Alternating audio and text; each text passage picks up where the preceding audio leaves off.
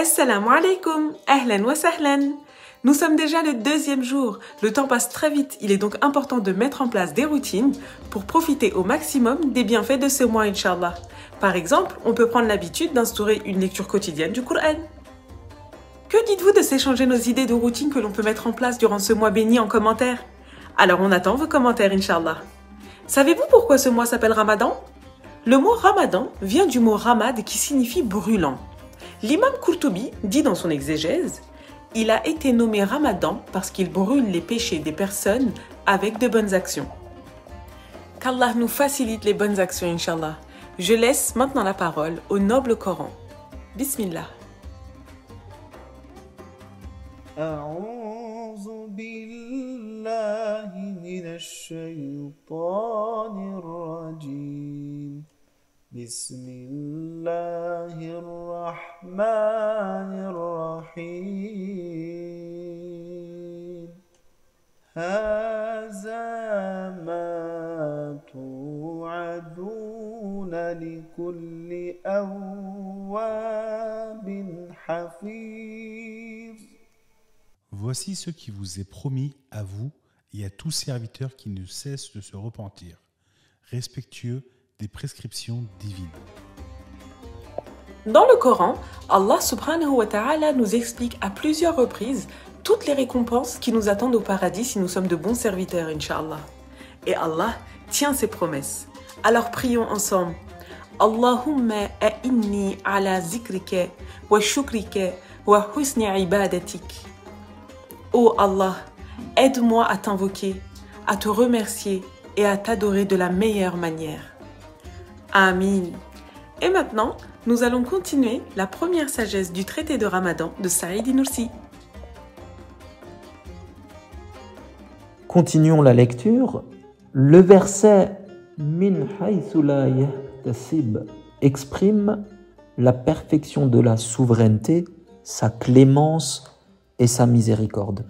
Nous avons des mots-clés ici. La perfection de la souveraineté, sa clémence et sa miséricorde est exprimée par le verset 3 de la sourate Talaq où Dieu nous dit « Et lui accordera ses dons par des moyens sur lesquels il ne comptait pas. » En effet, il ne compte pas. Prenez l'exemple de la multitude de choix que nous pouvons avoir rien que dans les variétés de fruits. Prenons un exemple de la pomme. On peut trouver des centaines de variétés de pommes.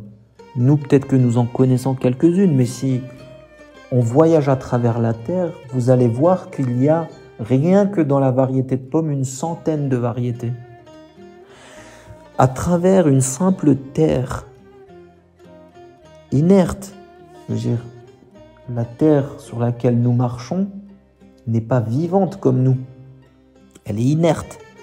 Il nous fait profiter de multitudes de nourritures, de couleurs, de goûts, d'odeurs différentes à travers une simple terre. De cette façon, en fait, notre Créateur nous montre et exprime la perfection de la souveraineté, de sa souveraineté. C'est lui le souverain tout-puissant. C'est lui qui nous donne tout. Et grâce justement à ce jeûne-là, nous prenons conscience durant ce mois sacré de sa souveraineté toute puissante, de sa clémence et de sa miséricorde pour toutes ses créatures, parce qu'il est miséricordieux pour tout le monde. Continuons la lecture. Les gens ne voient pas la réalité de cette situation sous le voile de leur insouciance et dans la sphère des causes, parfois ils oublient. Effectivement, un des problème majeur ici, c'est qu'une partie des créatures, je ne vais pas dire majoritaire, notamment l'homme, n'est même pas conscient d'être assis à cette table divine remplie de ses bénédictions.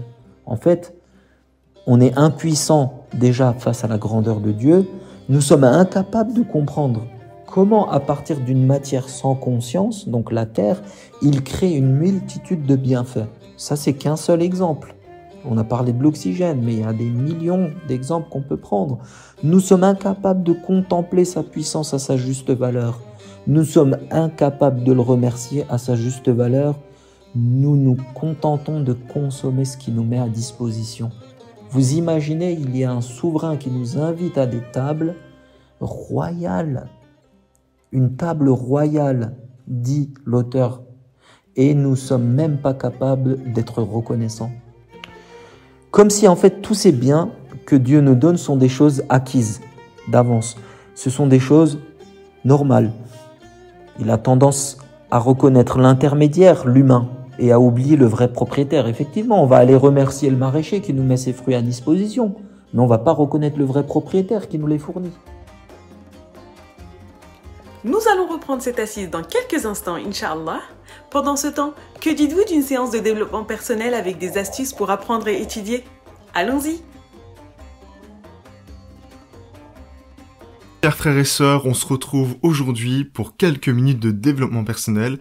Aujourd'hui, notre sujet concerne les études, l'apprentissage, et donc nous allons voir ensemble comment mieux apprendre et étudier à travers un bon comportement. Alors premièrement, si on ne réussit pas tout de suite, il ne faut surtout pas perdre courage. Deuxièmement, il faut entrer dans une salle de cours, ou peu importe là où on y va pour étudier, avec un esprit préparé et enthousiaste. Il faut être préparé à étudier et apprendre. Troisièmement, il faut écouter la personne qui nous enseigne avec les oreilles de l'esprit. Donc toujours être à l'écoute et attentif. Donc il faut enlever tous les parasites qui peuvent nous empêcher d'être concentrés. Quatrièmement, si quelque chose nous échappe, donc une information qui nous échappe, il faut toujours demander, donc ne pas avoir honte et ne pas avoir peur surtout de poser une question, puisque bien évidemment, vous allez en bénéficier de la réponse, mais peut-être que les personnes autour de vous, si vous êtes avec un groupe, pourront également en bénéficier. Cinquième bon comportement à avoir pour mieux étudier et apprendre, essayez de vous faire des amis parmi les meilleurs élèves et apprenez-en des astuces. Bien évidemment, s'ils sont premiers, c'est qu'ils ont des bonnes méthodes ou ils ont une bonne méthode. Donc, si vous êtes amis avec ces personnes-là, ils pourront potentiellement vous faire bénéficier de ces astuces et des bonnes méthodes. Sixièmement, mes chers frères et sœurs, il faut toujours planifier et organiser son temps. Donc le temps planifié et organisé pour vous permettre d'être beaucoup plus productif au niveau de votre apprentissage et donc vous gagnerez en motivation puisque vous utiliserez moins de temps pour apprendre. Septièmement, toujours essayer d'être le meilleur dans ce que vous faites et notamment aussi au niveau de l'apprentissage. En essayant d'être le meilleur, ça veut dire que vous fixez des objectifs et donc potentiellement, si vous atteignez ces objectifs, vous allez être encore plus motivé et vous allez être le meilleur. Et donc ça, c'est très très très bien. Huitième élément à prendre en compte, mes chers frères et sœurs, il ne faut pas passer à autre chose tant qu'on n'a pas compris sur ce quoi on travaille. Cela vous permettra de gagner en détermination et surtout d'avoir cette satisfaction d'avoir compris. Et vous verrez, vous n'oublierez pas puisque vous avez eu du mal un peu à le comprendre. Neuvième élément, si ce qu'on apprend nécessite une pratique, dans un laboratoire, ou le fait de planter quelque chose, ou faire des exercices de mathématiques par exemple, mettez en pratique tout cela, faites des exercices, faites des cas pratiques, vous allez mieux retenir. Avant-dernier et dixième élément important pour avoir un bon comportement dans l'apprentissage et l'éducation, il ne faut surtout pas rester en relation avec des personnes qui nous découragent d'étudier et qui n'aiment pas vous voir étudier. Donc il faut enlever les personnes qui sont négatives autour de vous, enlever les mauvaises ondes pour avoir un meilleur apprentissage. Onzième élément et dernier élément, mes chers frères et sœurs, il faut faire preuve de respect et d'humilité devant les personnes qui nous enseignent. Bien évidemment, ce sont des personnes qui sont un niveau au-dessus de nous puisqu'ils sont capables de nous enseigner. Donc il faut rester humble, il faut les respecter et il faut faire preuve d'humilité envers ces personnes-là. En tout cas, j'espère que ces 11 éléments vous auront permis de mieux apprendre et de mieux étudier, que vous pourrez les mettre en pratique. Et je vous dis à très très bientôt pour d'autres astuces pour perfectionner votre personnalité. J'ai bien rigolé quand il a dit « soyez amis avec les premiers de la classe ». En tout cas, on a la clé de la réussite en adoptant ces comportements cités, Inch'Allah. Bon courage à tous les écoliers étudiants, qu'Allah vous facilite vos études et vous accorde la réussite, Inch'Allah. Sans trop attendre, nous continuons la première sagesse du traité de Ramadan. Continuons la lecture. Pendant le mois de Ramadan, les personnes ayant la foi deviennent soudainement comme une armée bien ordonnée. Il y a une métaphore ici qu'il faut bien comprendre. Lors de l'approche du coucher de soleil, ils montrent une attitude d'adoration comme s'ils avaient été invités au banquet d'un souverain de toute éternité. Ils attendent l'ordre de manger. Allez-y. Ils y répondent avec leur ample, grande et régulière prière face à sa compatissante, magnifique et grandiose clémence. Allah pouvait dire que chaque année, tous les ans, vous jeûnez 30 jours, c'est-à-dire 3 jours un moment, 5 jours un autre mois, 10 jours un autre mois. Mais vous devez compléter ces 30 jours. Mais ce n'est pas ce qu'il nous demande. C'est seulement pendant le mois de Ramadan que tout le monde, toute la communauté unie ensemble doit jeûner 30 jours. C'est la raison pour laquelle Saïd Nursi fait une métaphore d'une armée, d'une notion de groupe et d'ordre, une armée bien ordonnée. Ce sont des critères très importants qui font que, justement, ce mois est sacré et les prières que l'on va faire pendant ce mois sont acceptées au plus haut degré auprès de Dieu. C'est pourquoi tout le monde doit jeûner pendant le mois du Ramadan et attendre, comme des soldats, l'ordre du Créateur qui va nous dire « c'est bon, allez-y, vous méritez ». Et c'est à ce moment-là qu'à travers une certaine reconnaissance et à travers les invocations, la gratitude qu'on va lui montrer, les prières, que l'on va le remercier pour ces innombrables bénédictions que Dieu nous attribue au quotidien. En fait, la faim éprouvée pendant ce mois du Ramadan en communauté va nous faire prendre conscience justement de cette souveraineté. Cet esprit de faire le jeûne en communauté, en même temps, représente aussi une sorte de remerciement global, de remerciement effectué en groupe, dans l'unité, dans une conscience de communauté, car c'est là que l'abondance s'y trouve. L'individu, des fois, oublie justement le vrai propriétaire de cette table et a tendance à remercier l'intermédiaire. J'ai donné un exemple tout à l'heure. Il y a plusieurs leçons à tirer ici. Un exemple tout simple. Il est possible de faire sa prière seul. Mais quelle est sa récompense de cette prière? Et si cette prière, la même prière, est réalisée avec la communauté en groupe, quelle est la récompense? On parle de 27 fois plus si on la fait ensemble que si on la faisait seule. Et quelle est la récompense des prières et des bonnes actions réalisées le jour du vendredi? Elles sont multipliées par rapport à un autre jour. Et c'est pareil pour le Hajj, où Saïd Nursi nous dit qu'on peut atteindre des degrés de sainteté, car il y a une adoration d'ensemble, une conscience commune qui nous porte justement à des degrés spirituels inatteignables dans un autre moment et dans un autre lieu. C'est pourquoi il est important, pendant le mois du Ramadan, de répondre d'une conscience commune face à la grandeur et à la puissance de Dieu, qui va se rapporter au général de ses créatures. Il est impossible d'atteindre l'abondance de ce mois à un autre moment de l'année. Même si on jeûne 10 mois dans l'année, mais on ne jeûne pas ce mois-ci, on ne va pas pouvoir atteindre ce que l'on va obtenir spirituellement pendant le mois du Ramadan. Une personne peut aussi effectuer des belles actions tout seul dans son coin, mais elle n'aura pas le même impact, la même répercussion auprès de Dieu qu'une action qui est réalisée dans une cause commune. Il y a cet esprit de faire en groupe qui est très importante. Continuons la lecture pour mieux comprendre cet aspect. Pensez-vous que ceux qui ne participent pas à une adoration si élevée et à des générosités si honorables sont dignes d'être appelés humains? Alors pourquoi ici il dit digne d'être appelé humain? Il termine cette première sagesse par ce questionnement. En fait, face aux nombreuses bénédictions, l'individu, l'être humain, reste un humain dans la forme, mais son comportement n'est pas digne d'humanité. Face à la grande miséricorde de Dieu et de tout ce qu'il nous attribue dans cette table, notre ingratitude et manque de reconnaissance font que nous nous éloignons d'une certaine humanité. Par exemple, lorsque quelqu'un nous propose quelque chose à boire ou à manger, automatiquement, quel réflexe nous allons avoir? Ne serait-ce que dans la pensée, nous allons au plus profond de nous-mêmes avoir un sentiment de gratitude et vouloir le remercier. Mais pour un minimum d'actions faites par un humain, nous souhaitons le remercier. Et pourquoi nous n'avons pas ce réflexe face au Créateur? Ne pas faire le jeûne, si on part de cet exemple, ne pas remercier le vrai souverain de cette table, nous éloigne justement de notre essence même d'humanité. En fait, à travers ce premier verset et cette première sagesse découlant de ce verset 185 de la sourate Baqara, Dieu nous donne déjà plusieurs enseignements. Notre Créateur nous montre que seul lui nous attribue des bienfaits et que nous sommes sous sa souveraineté. Nous sommes dans son royaume. Nous sommes aussi assis à une table qu'il nous a mis à disposition. Il nous rappelle qu'il est le propriétaire de tout. Et à travers le jeûne, il veut que nous prenions conscience ensemble de la valeur de tout ce qu'il nous donne au quotidien pour nous permettre de continuer à vivre et à prendre plaisir dans un cadre licite avec des échantillons de bienfaits. Voilà ce que nous enseigne cette première sagesse.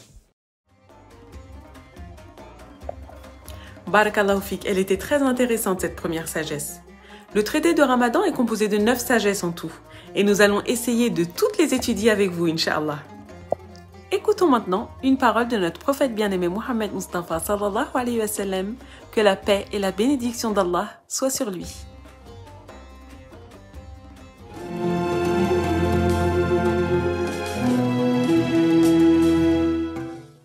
Pardonne et tu seras aussi pardonné.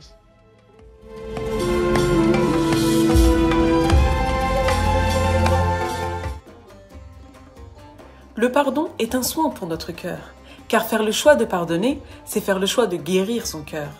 Nous avons tous vécu des événements qui nous ont blessés, que ce soit pendant l'enfance, l'adolescence ou l'âge adulte. Et sur notre cœur, certaines de ces blessures sont toujours à vif.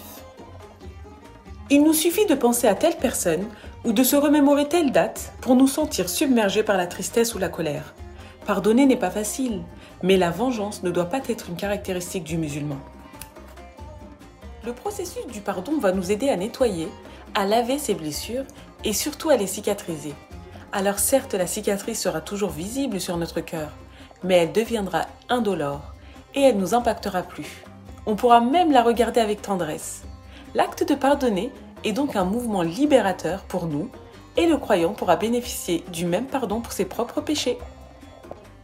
Le pardon est une qualité de notre prophète que tout musulman devrait s'efforcer de développer en tant que trait de personnalité.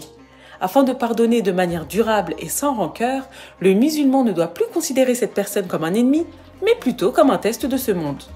Pardonner est primordial dans la vie d'un musulman, car rompre les liens de fraternité avec un frère ou une sœur est une attitude fortement déconseillée.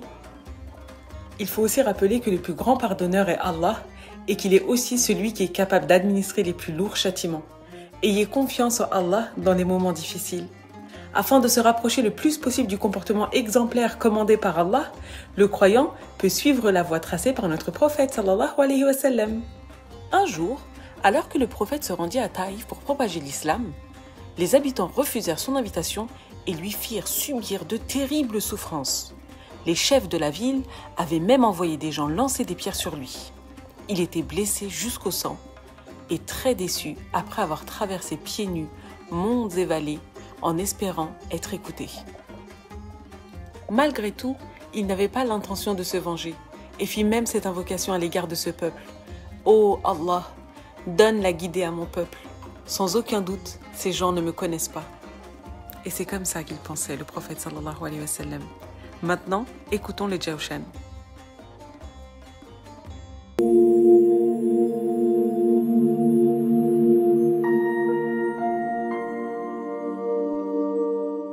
يا سيد السادات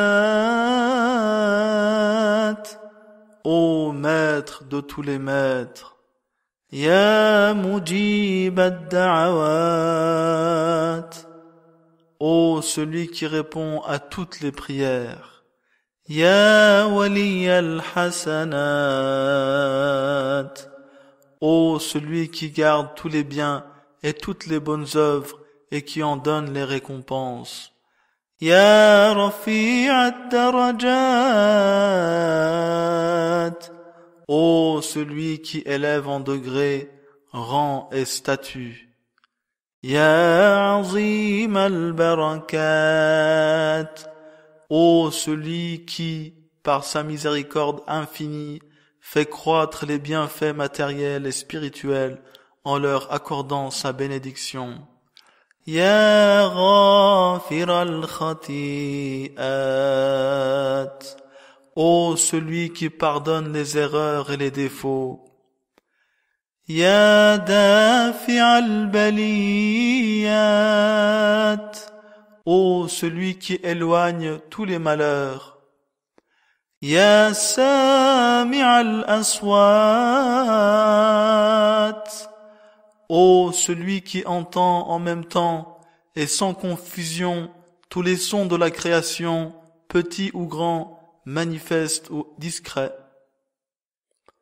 Ya mu'ti al-mas'oulat, ô celui qui accorde les requêtes de toutes les créatures. Ya alim as-sirri wal-khafiyat, Ô notre Seigneur qui a connaissance de toutes les choses secrètes et dissimulées. سبحانك يا لا إله إلا أنت الأمان الأمان خلصنا من النار. Gloire à toi, ô Seigneur, pas d'autre divinité que toi, nous implorons ton secours, protège-nous de l'enfer.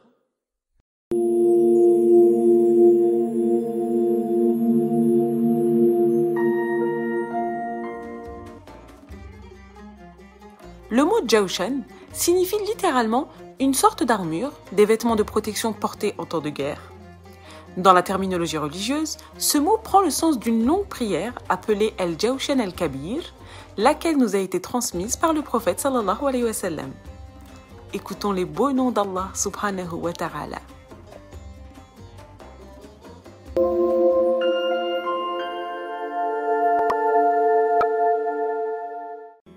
يا جميل يا الله يا قريب يا الله يا مجيب يا الله يا حبيب يا الله يا رؤوف يا الله يا عطوف يا الله يا معروف يا الله يا لطيف يا الله يا عظيم يا الله يا حنان يا الله يا منان يا الله يا ديان يا الله يا سبحان يا الله يا أمان يا الله يا برهان يا الله يا سلطان يا الله يا مستعان يا الله يا محسن يا الله يا متعالي يا الله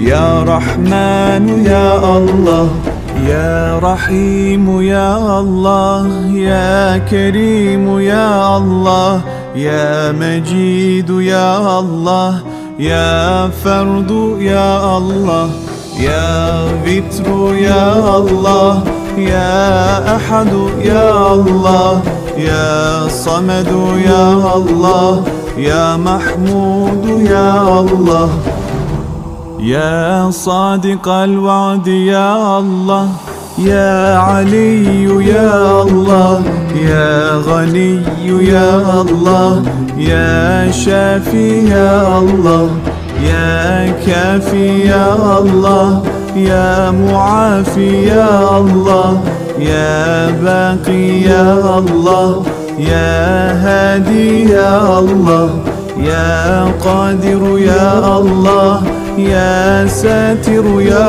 الله يا قهار يا الله يا جبار يا الله يا غفار يا الله يا فتاح يا الله.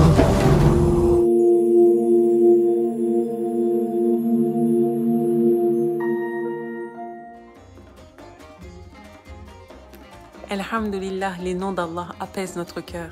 Nous avons terminé pour aujourd'hui et nous vous attendons demain sur notre chaîne Boussole. N'oubliez pas de liker et surtout de commenter.